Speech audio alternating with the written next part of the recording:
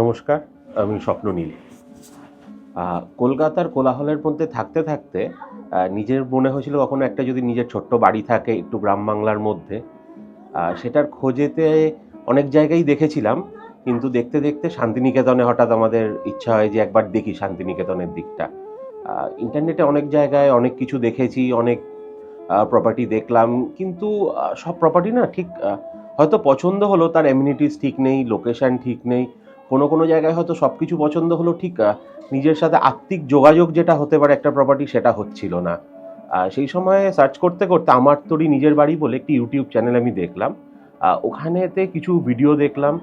Video দেখার পর আমি তাদের সাথে যোগাযোগ করি। যোগাযোগ হয় আমার মিলনবাবুর সাথে। মাটির খোঁজ করতে করতে ঠিক একটি মাটির মানুষের সাথে আমার পরিচয় হয়ে যায়। মিলনবাবু বলা চলে তাকে। তো মিলনবাবুর সাথে দেখা করে উনি আমাকে কিছু ভিডিও পাঠিয়েছিলেন, আমি ভিডিওগুলো দেখলাম। খুবই ভালো লাগলো। তারপর মনে হলো যে আমি একবার সামনাসামনি দেখে আসি। তো সামনাসামনিও দেখতে গেলাম। দেখে আমার প্রপার্টিটা খুবই পছন্দ হলো। এটা প্রপার্টি না বলে নিজের বাড়ি বলাই খুব আমার মনে হয় যুক্তিযুক্ত হবে।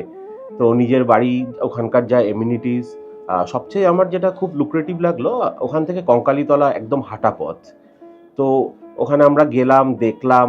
আমি আমার পরিবার নিয়ে গেলাম, সবার সাথে কথা বললাম করে আমার জিনিসটি, এবং এই প্রাইসে হচ্ছে এত সুন্দর একটা প্রপার্টি আমার খুবই পছন্দ হয়েছিল, এবং আমি তারপর সেটাই বাড়ির লোকের সাথে কথা বলে ঠিক করলাম যে আমরা এবার থেকে এখানেই থাকবো। কলকাতায় তো অনেক থাকলাম, কলকাতার সাথে সাথে যদি একটু বাইরে কোথাও থাকতে হয়, কাজের থেকে একটু ছুটি নিতে হয়, তাহলে আমার জন্য এই নিজের বাড়িই হচ্ছে সেরা ঠিকানা।